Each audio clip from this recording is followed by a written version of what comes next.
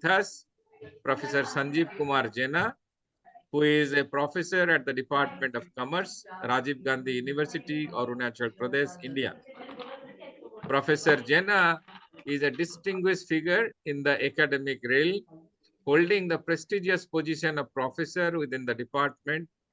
His scholarly journey is underscored by an extensively and multifaceted expertise in the field of financial management, rural finance, and micro enterprises. With a profound focus on rural development, Professor Jena has become a guiding light in the understanding and implementing financial strategies tailored for underprivileged and rural communities. His specialization extends to the intricacies of financial planning, analysis, budgeting, and cost control, where he illustrates pathways to sustainable economic growth in marginalized sectors. Professor Jena's contribution to academia are marked not only by his depth of knowledge, but also by his dedication to nurturing future talents in the field of commerce. He inspires students and peers alike through his innovative methodologies, fostering an environment of critical thinking, practical applications. His commitment to exploring the intersection of finance and societal development showcases his vision for an inclusive and thriving economy, leaving an indelible mark within the academia and professional sphere. Okay, very good morning and very good afternoon. Namaste from India. Everybody can see this PPT? Yes, we are able to see this. Okay, thank you. Yes. Thank you very much. Thank you, Professor Srikant Patnaik, Professor Francisco, Professor Massimo, Sri V. Ramakrishna, and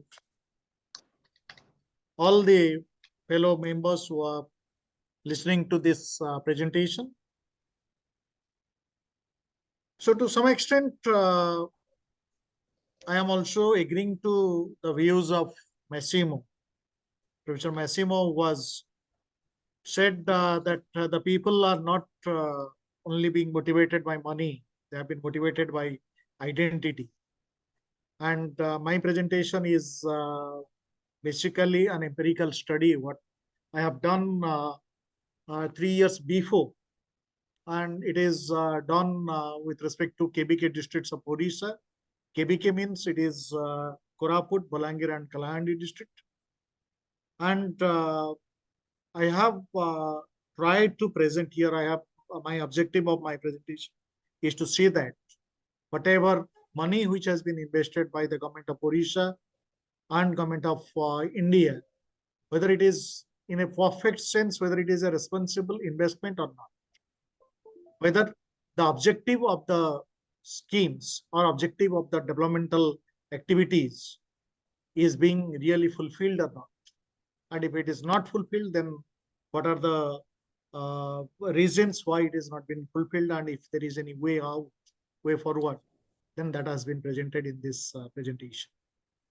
So before coming to the presentation, I may quote the ex-president of America, Mr. Bill Clinton. He said in the year 1986 that we live in an age of possibilities. 100 years ago, we moved from farms to factory. Now we move to an age of technology, information, and global competition. And the competition is, I am ending the quote here, and the competition is for creation of wealth, for utilization of wealth and exploitation. I am underlining the word exploitation again, and world domination, which gives rise to 3C: competition, corruption, and contamination. And this 3C again comes down to power struggle, which leads to socio-economic imbalance in the society, in the world, which leads to destitutions, poverty, and exploitations, as well as exclusion. And when we are talking about balancing everything, balancing the development to sustain the development, we must have three things: service to the society, economic imperative, and enhanced return. Service to society means how we are going to tackle the world's social and environmental development through effective deployment of capital or the money. The aim is to put the beneficiaries' money to good use rather than invest it in any activity that could be constructed as doing harm. The second one is enhanced return. That means the profit or the objectives which has to be fulfilled economically, and that means to enhance the returns by injecting new and forward-looking insight into the investment process. The third one is services to the society. And here I am also agree to the views of Professor Massimo. That means with respect to the business, it is CSR, and with respect to the government, it is the inclusive development. And inclusive as well as sustainable development. And all these three things come together to make the investment responsible and sustainable. As it has been said by, or it has been set forth by SDG goals. And I have to find out, and I have to say that whether the government investment in these three districts KBK is being responsible or not. It is done as per the objectives or not, and what are the results, what are the lacunas, and what are the way forward to tackle those challenges. And why I am choosing KBK? KBK is in the year 1994, when the Human Development Index has been prepared by UNESCO. So at that time, so these are the three bottom placed districts in the whole country. They have got the least Human Development Index in the whole country. And that makes these three districts being highlighted as the least developed areas, and which needs intervention, government intervention. And these three districts are now divided into 8 districts, and the total area is around 47,646 square kilometers, which consist of 12,293 villages. And 90% of the people are living in rural areas. And that makes the area the poorest region of the country. And as far as an estimation, around more than 87% of the people in that region are coming under the BPL line, that is below poverty line, which consists of an income of $2 per day for the household. So it is quite alarming at that time, and it is around 87% of the people are under the BPL line, under the BPL category, and that's why the government intervention has been given at that time. And if you are looking at the demography, then you can see that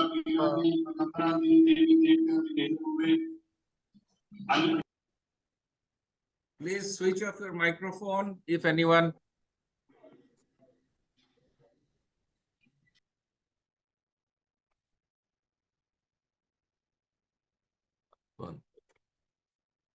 so if you are looking at the demography, then we can say that the most deprived community in the state or in the country is ST, that with the scheduled tribe population.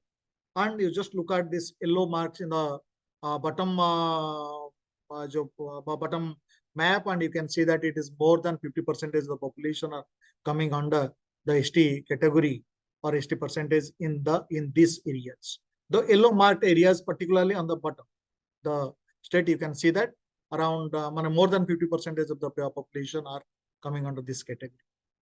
And if you're looking at the areas of Orissa in the top map, you can see that around 50.1, it is more than 50% of the population are coming under the BPL category. So that means, as I have told you, it is 87% in 1994, and which has been, it is according to 2011, 1994 figures. And in 2011, it has been coming down to 50.1%. So that means around 28% reduction in the BPL category population in these areas around 2011 census. And because, as I have told before that, the government has gone for some intervention.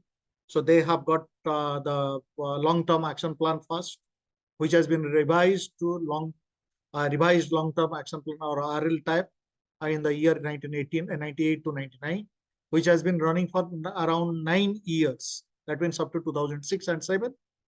After that, the central government has discontinued the program and allowed the state government to run its own programs. And during this 9 years, around 6,251 crores of rupees has been sanctioned for the development of these areas, out of which around 5,400 crores are the central share, and the state share is around 800 crores. As well as in 4 financial years, around 500 crores rupees has been provided from 1998, 99 to 2001 to 2002 for the development of these areas. As well as under RL TAP programs, the special central assistant has been given, which is amounting to 250 crores after 2000, after the financial year 2003 and 2000, and which is continuing till date. And with respect to the national food programs, for work programs, and NREGA, the most successful scheme in India, that is National Rural Employment Guarantee Act and Guarantee Scheme, under which this area is also getting around 250 crores per year, and this funding is still continuing in those areas. And as I have told, after 2006 and 7, the RL TAP program has been discontinued. So the state government has floated its own scheme, which is known as Biju KBK plan, and under which annual outlay of 120 crores has been provided with respect to development. And till the financial year 2022 and 23, 1940 crores rupees has been allocated, out of which 1,456 crores has been spent on 41,921 approved projects in those areas. So that means nearly 70% of the villages are coming under the projected areas. And particularly because this area is completely surrounded with dense forest and small hamlets of tribal population. So that's why out of 12,292 villages, around 80% villages has been covered, and the rest 20% villages are still going to be covered under this scheme. And a budget provision of rupees 120 crores has been provided for the financial year 2022-23. And under the Setu scheme, again, it is for the development of infrastructure, particularly in the financial year 2018-19. They have started the project with an outlay of rupees 100 crores, and the revised budget is rupees 50 crores from the financial year 21-22, and every year they have spent, or they have targeted to spend around 50 crores every year. And during that period from 2018-19 till 22-23, an amount of 211 crores has been allotted, out of which 50% has been utilized for various projects. And in the year 22-23, the allotment is around 26 crores. and particularly for the development of infrastructures in KBK districts. So a lot of money has been spent and it has been already being projected in the slide. I am not going in details for that, but huge amount of money has been spent. And if you are taking the total, then you can say that from 1998, 99 to 22, 23, that means within 25 years, nearly 75,000 crores has been spent for this KB, for the development of KBK districts. So in average, you can say it is around 300 crores every year has been spent for KBK district for the development of socio-economic development of the population. But what is the result? So that is that has to be seen and that has to be found out. And as I have told you that this is an empirical study, and I have done this study in the year 2019 and 20. That means just before the COVID-19. So it has been found that the district, as these three districts are the home for primitive tribal communities, and the major communities are Gondas, Koyas, Kutias, Paroja. All these people are being there, and they are dependent on forest produces as well as agriculture for living. And in as per the census 2011, because it is due in 2021 and it has not been carried out, so that's why I am putting the 2011 figures. So as per the figure, 48.06% of the workforce participation rate has been found out in those areas. So that means more than 50% of people are unemployed in these areas.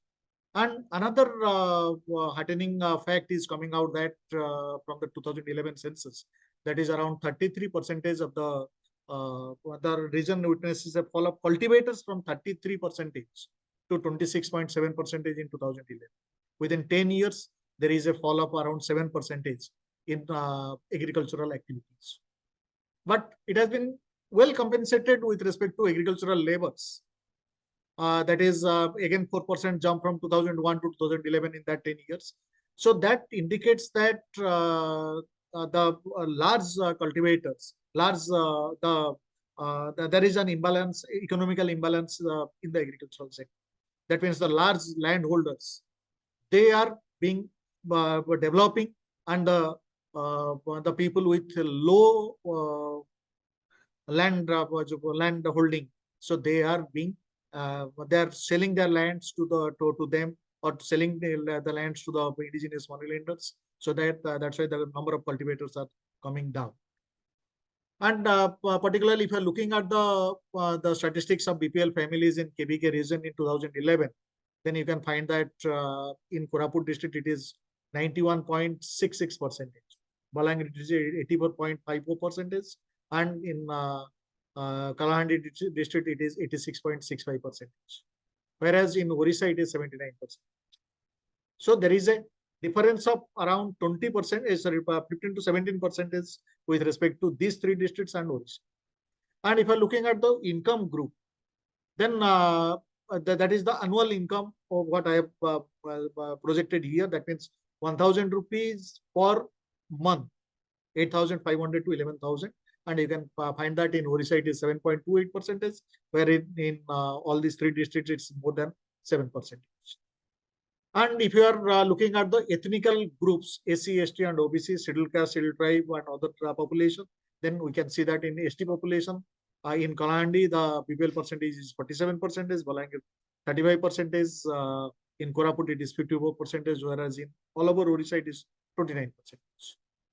And with respect to the development of women, you can see, and the statistics also shows that only 18% of the institutional childbirth is being found in 2011 in these areas. And if you're looking at the anemic rate of women, it is found that more than 60% women are anemic in these areas, which the 8 districts, all divided 8 districts, which includes 11 districts of Orissa, where we are finding more than 60% of women who are anemic. So if you're looking at the average per day earning, then you can see that particularly with respect to the, we are dividing the manual workers into three categories: skilled, semi-skilled, and unskilled. And whereas one skilled employee is earning around 500 rupees per day in the year 2019-20 in Odisha. In those areas, it is only 106 6.8 rupees.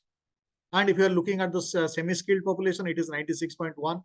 Whereas in other part of Odisha or in the average, you can see that it is around 400 rupees per day.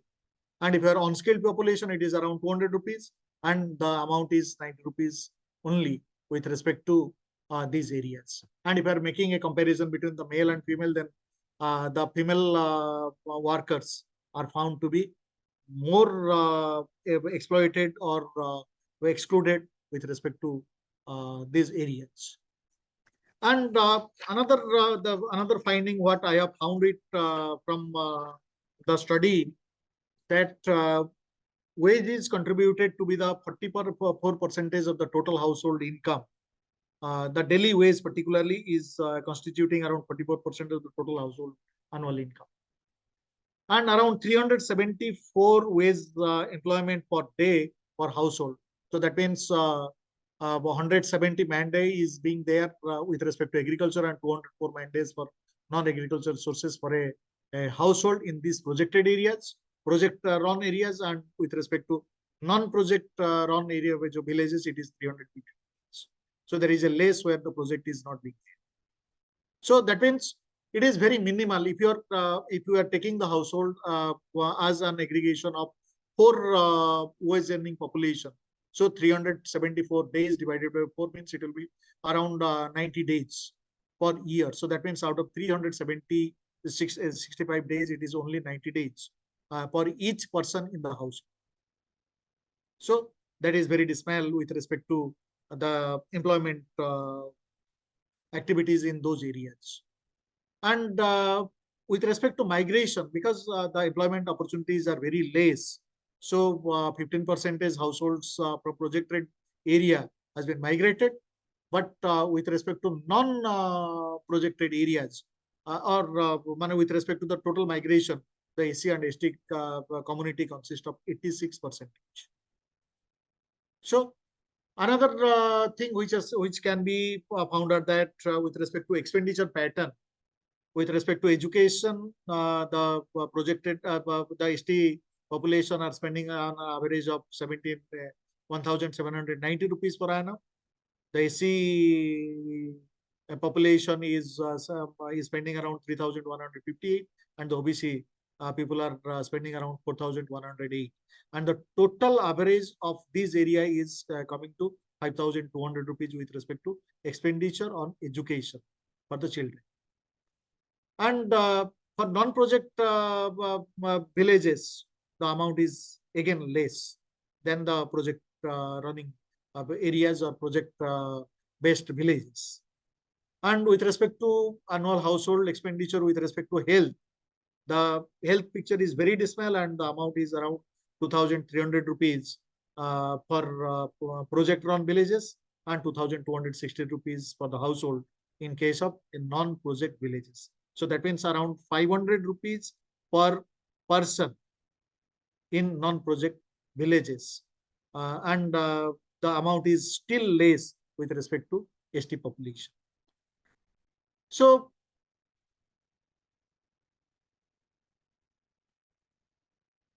and it is also being found out that if you are talking about the sustainable development, it is also questionable because there is a disparity among the genders. That means there is a huge gap with respect to the livelihood, with respect to the lifestyle of male and female. The people who are living in rural areas and urban areas, with respect to social classes, that is general, scheduled caste, scheduled tribe, and other backward classes.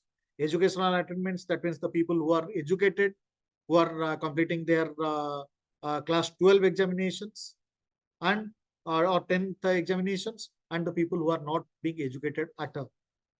And the landholders, the people who are having more than 1 acre of land, and the people who are less than 1 acre of land. And if the people are being near to the main roads or with respect to various factories or with respect to various mining areas, so in those areas we can see that the development is quite high, but in other areas the development is quite low. And the question comes here, while so much of amount has been spent by the government, it is nearly 300 crores of rupees every year, and you can say that 100 crores of rupees for each district in average. Then why the development is not sustainable or it is not inclusive? What has been planned by the government? So there is two flaws. One is the action is faulty because it based on some unscientific approaches. So why I say the action is faulty? Because whatever scheme, whatever developmental activities, whatever developmental support the government is trying to plan, everything is based on market-based economic reforms or open market model. Where we heard about the concept of small is beautiful, but here what happens when the competition is quite high, the small don't have any place in the market. So it has been completely based on the large players or large retailers. So they are completely covering the markets, which leave the people unemployed or their product has been unsold in the markets. The second part is that this area is highly rich with respect to minerals. So industries are coming and government thinks that the industrialization will make this area flourished. But that only leads to displacement. And when high dependency has been there, so automatically the dependency on agriculture is being reduced. So that's why that is also a problem for these areas. And we are ignoring completely the farming sector. When 80% or 90% is more than 80% of the population are living in villages. So their dependency on forest and agriculture, which has been ignored completely. And no scheme is being there to develop these farming sectors completely. And government is trying, or the industry is trying to create the office jobs or creation of permanent jobs in those areas. But these jobs is only available to the people who have been educated.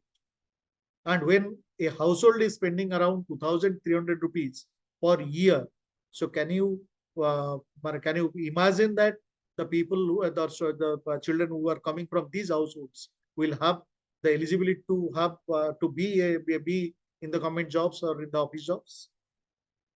And we are using mobile phones, we are using sophisticated high-end technology, but the people are not ready to accept those, or they are not capable enough to use those high-end technologies.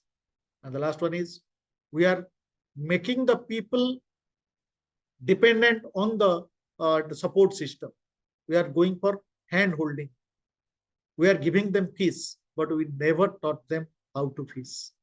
So that's why that developmental support becomes unsustainable in those areas.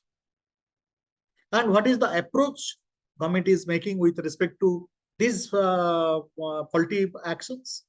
That every time government wants to depend on extraneous solutions, outside solutions. So when outside solution is there, so that put a problem, or that put a problem for the people, and people are not accepting those things. And in that way, what the government is doing, government is pushing the change into the areas. It is not dependent on the people who wants the change. People are not being motivated, as Professor Massimo has pointed out, that identity crisis is there. So people wants to find out what is their identity.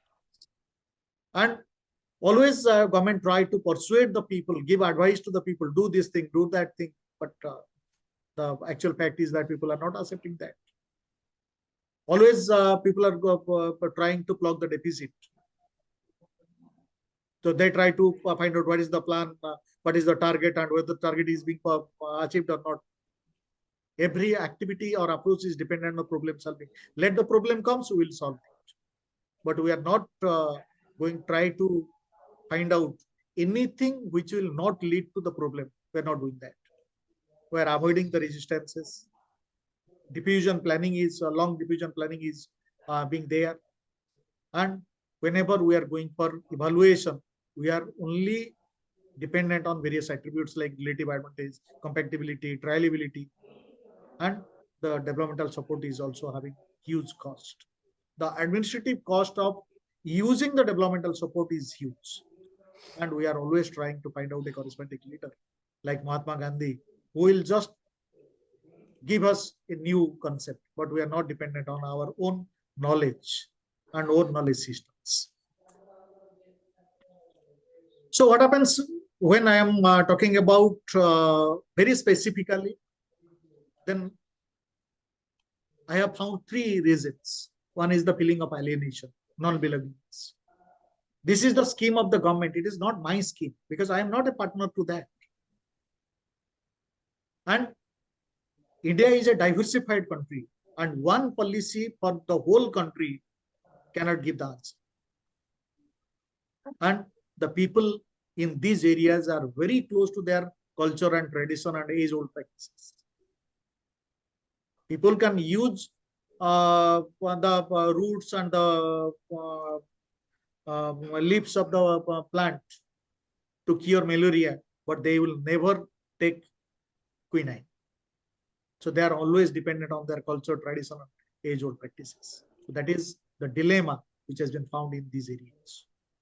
And whatever centrally appropriate innovations are being there, so those things leads to socio-economic power imbalance in those areas. So as I have told you, before, and or I have pointed it out that whenever the development has been there, so people are trying to sell their land, and agriculture, the number of cultivators has been coming down. There is an imbalance between the economic and social power in those areas.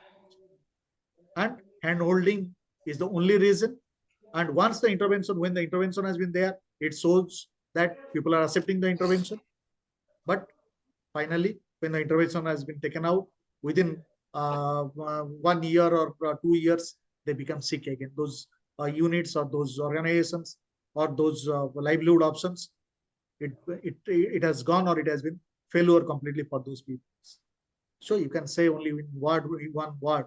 So there is a difficulties or dilemma of outside in diffusion. So that has to be culminated to find out the way out. So the need of the hour is to change the strategy. And the strategy has to be based on the traditional knowledge system. Because as I have told, in these areas, majority of the people are tribal people, tribal population. They will never accept anything which is coming from outside immediately. If it is based on their traditional knowledge system, then they will accept it.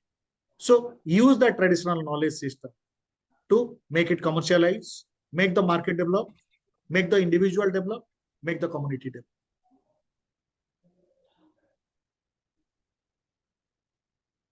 So here what happens whenever we are making the people know the facts, the concept of socialization process, or the fact of learning the system, learning new things, learning new innovations, new practices. What we are doing, we are providing them the knowledge, and we are expecting that the people will change their attitude and they will practice it. But the real solution to this problem is that we have to make the people practicize it. First, tell them this is a mobile, and the mobile, when the people practicize it, then their attitude will change. This is a mobile, I can talk with other person. The attitude will change. This is a gadget which will give me some benefit, and then only he will try to get the knowledge. He will develop his knowledge. So this is called positive deviance, because people are doing sometimes some knowledge are there, but we are not using those knowledges.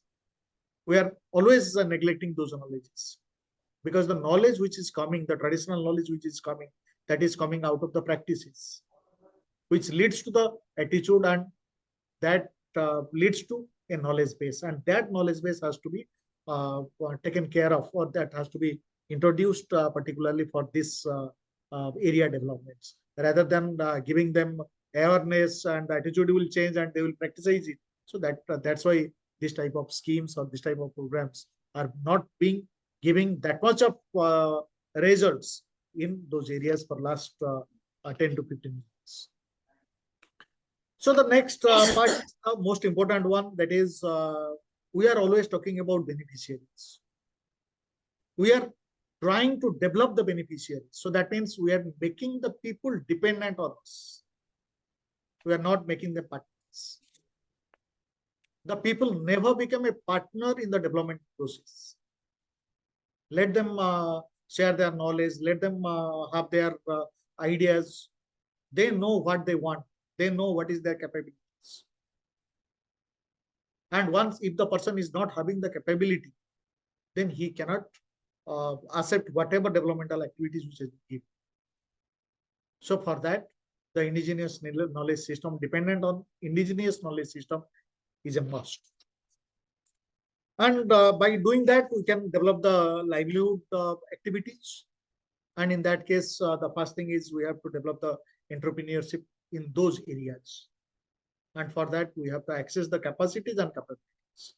Unless until a person is capable enough to spend 100 rupees, if you give them 200 rupees, then he will just waste it. So first we have to find out what is their capabilities, what is their capacities.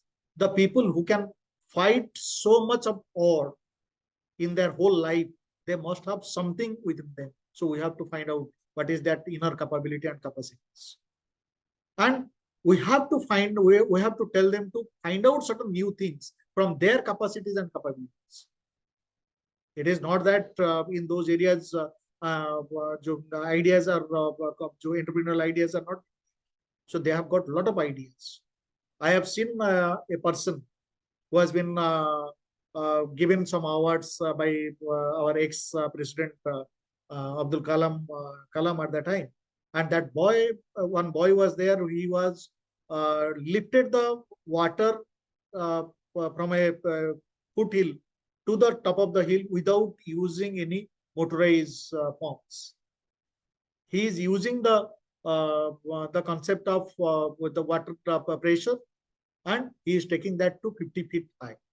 So that type of knowledge is also being there. So that type of entrepreneurial ideas has to be taken care of. And these areas are very rich in handicraft, handlooms, and particularly agricultural activities. And those things are not, those knowledge is not being documented, or the materials or the facilities are not appropriate. And we have to find out what are the priorities with respect to intervention.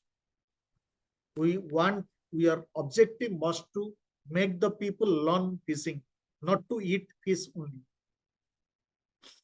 Training, exposure, bank linkage, all these things are needed, not handlooms. And the last one is that there must be a market linkage, value chain development. So that has to be there. We have to develop 3 types of population. One is who are working with respect to production. The second person is who are doing the marketing activities, and the third one is who are doing the research activities, or who will be the forward and backward linkage for these 2 groups of people.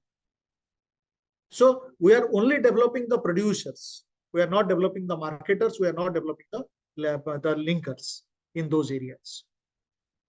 Knowledge management, as I have told you that the knowledge is there, so much of knowledge is there, and I had seen that in the modern areas, people are having different varieties of family planning, processes are there, or practices are there, and I had seen that the women, they are using some roots, and that root has been dipped in milk for 1 or 2 days, and they are putting it in a banana leaf, and it has been tied in their hand on the full moon night, and till that thing is there on the hand of the woman, they will never get pregnant. So they are using that type of knowledge, and if that type of knowledge is there, the knowledge management must have to be there. And here comes the belongingness of the people, they will be involved. First, individual consent has to be there. Person has to give their consent. Yes, I am ready to accept it. The community gives their consent. The group consent will be there, family consent will be there, and then the collective consent will be there. And because these people are tribal population, so always there is a cohesion between the people. And the Ubuntu concept, Ubuntu ethics, that I am because we are, so that concept is there. So in that way, the knowledge management can be there. Then the natural resource management. So as everybody knows, those areas are completely rich with respect to natural resources. So government is trying to have integrated village development plans based on livelihood development, NRM. Social knowledge is there, disaster monitoring is there, because those areas are highly fragile with respect to environmental activities. Adaptation, set of adaptation must be there. Mission Green has to be there, because a lot of people are trying now to destroy the forest, destroy the natural resources, though they are polluting the rivers. So only going those areas which is rich in mines, only setting up any factories cannot solve the problems. If we destroy the forest, around 30% of the population who are dependent on forest resources, they don't have any livelihood. And we are having the again the pressure will be coming on the government actions, that so many people are not having any livelihood options. So natural resource management is one of the most important thing before making any type of schemes or projects or developmental activities to be carried out in those areas. And the last one is good governance. We have to govern everything, because the market cannot the market is not responsible at all. Market is always looking at profit. They will never look at the people. They are not looking at the planet. If they become responsible, then we don't have to read about, or we don't have to talk about responsible management. Market is always looking at maximizing the profit. I can ask the question to Professor Massimo, that whether the profit is ethical. The profit, if profit is ethical, then all these things, all these talks, all these activities, everything is just useless. Only 2% of profit given for CSR cannot solve all the problems. So whoever is having the economic resources, they have to go for good governance. It is not only the government, it is the people who are involved, the judiciary, the executives, the policy makers, everybody, and the person who is getting the benefits, the beneficiaries, all must have coming under the good governance. And they have to adopt this 4C approach: conserve, cultivate, consume, and counts. Then only we can get some ethical return from the whole investment. Otherwise, the investment or otherwise whatever investment we are doing, that never be ethical, that never be responsible, and the corruption will be there. So that leads to always exclusion, and that always leads to poverty. So before I am closing my things, I am just putting these 4 things that what I have already discussed. We know that the market cannot solve all the problems. If they could, we don't need any responsible investment. So market policies based on markets cannot be answer for responsible investment. Responsibility implies duties, but it can't be boundless. Taken lightly, it become a sham.